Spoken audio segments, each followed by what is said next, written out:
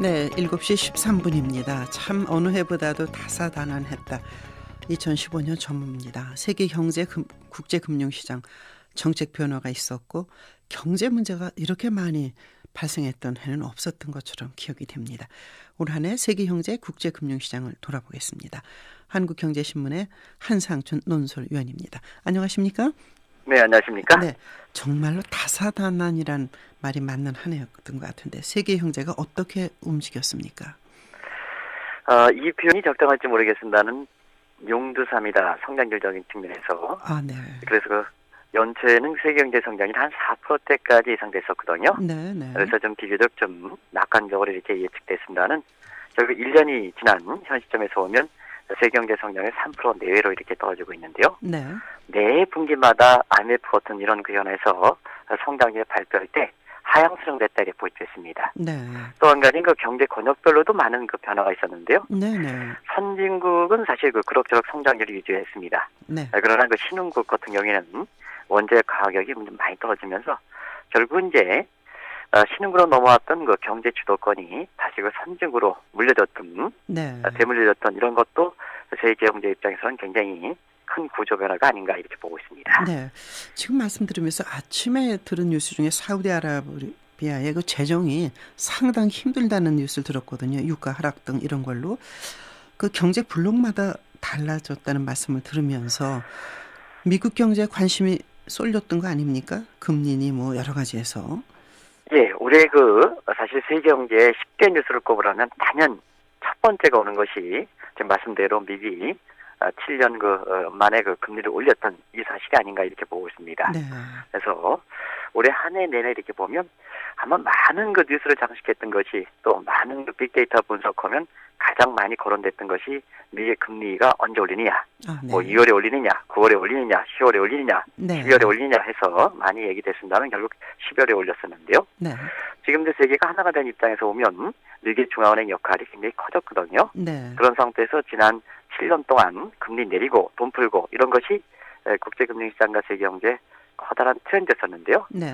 이제는 그 작년 10월 말에 돈 푸는 것을 마무리한 데 이어서 네. 올해 그 12월 달에는 금리를 올라간 데 따라서 앞으로는 이제 사실 그 세계경제라든가 국제금융시장의 또 다른 국면을 그렇게 양출해지지 않겠느냐 하는 측면에서 네네. 내년에 금리 인상 첫 해가 내년 되는데요. 네네. 내년에 미국의 그 금리 추가 인상하는 문제와 함께 이에 따라서 세계경제라든가 한국경제에 어떤 변화가 있을까 하는 것도 한 해를 맞으면서 굉장히 주목되는 상황이다 이렇게 볼 수 있습니다. 네.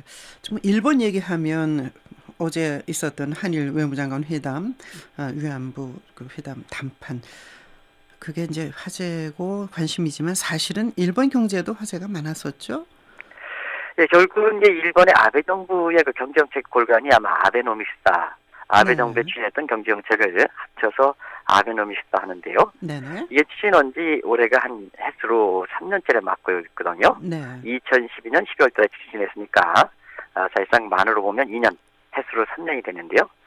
이 정도 시점에서는 그 엔제 정책이 좀 효과가 나오면서 일본의 그 아베노미스의 궁극적 목적인 경기 회복에 어떤 가시적 성과를 내야 되거든요. 네. 근데 이제 올해의 그 3분기의 성장률이 가장 마지막이 되겠습니다는 사실 성장률이 다시 좀 마이너스 떨어지고 네. 10월 같은 경우에는 물가마저도 마이너스 떨어졌거든요. 네. 이 상황을 그 디프레라 하는데요. 그렇죠. 결과적으로 보면 아베노미스 추진 이전의 시점에 일본 경제 성장률이 마이너스 떨어지고 물가가 동시에 떨어지는 디프레 국면을 다시 되돌아왔거든요. 예. 그런 측면에서는 올해 그 10월에 아베 그 총리가 집권 3기에 마무리되지 못했다면 사실 아베노미스 같은 경우에는 올해 상당 부분 이렇게 평가가 엇갈리는 가운데 네. 향후 일본 경제 회복을 위해서 이것을 추가적으로 추진할 것이냐 하는 네. 이런 시점에서는 사실 아베 총리조차도 지금 이 시간에 고민을 좀 많이 하지 않겠나.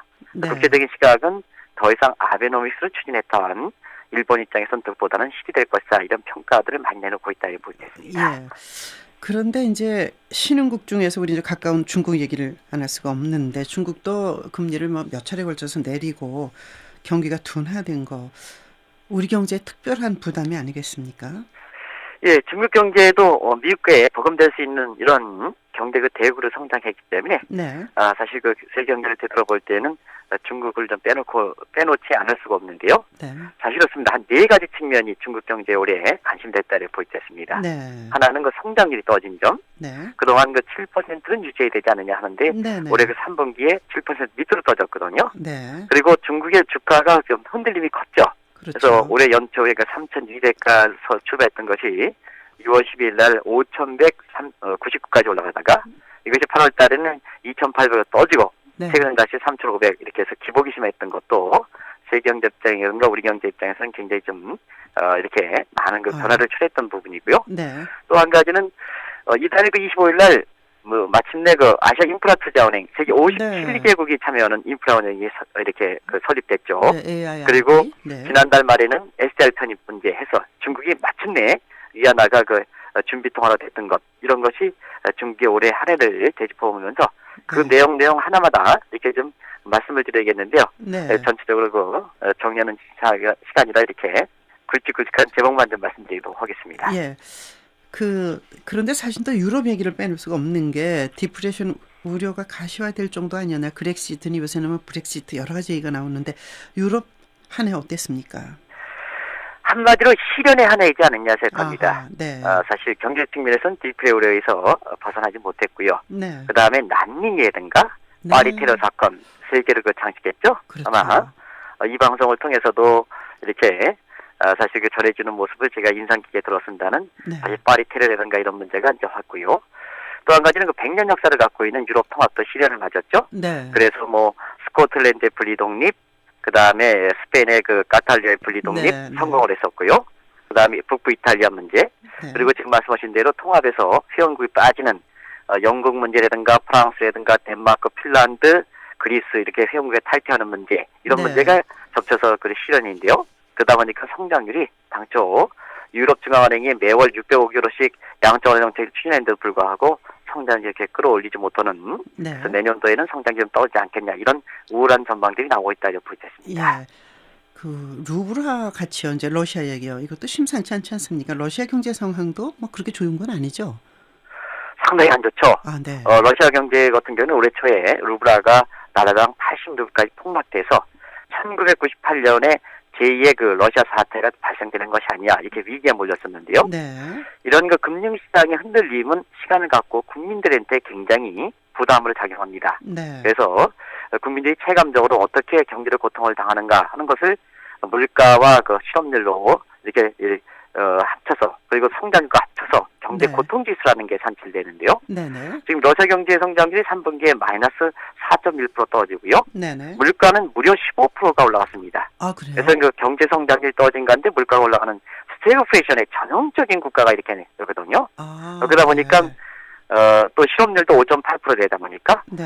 이것을 그 세 개를 더해서 성장률을 빼주면 신경제 고통 지수가 지금 24대가 되고 있습니다. 네. 이 러시아 국민들이 당하는 경제 고통이다 그랬는데요. 네네. 참고로 우리는 얼마일까 했을 적에서는 우리는 한 5 정도 되거든요. 아, 그러다 보니까 한 5배의 경제 고통을 당하고 있는 것이 이렇게 러시아의 국민들이다 볼 수 있습니다. 상당히 안 좋다 볼 수 있습니다. 아, 그렇군요.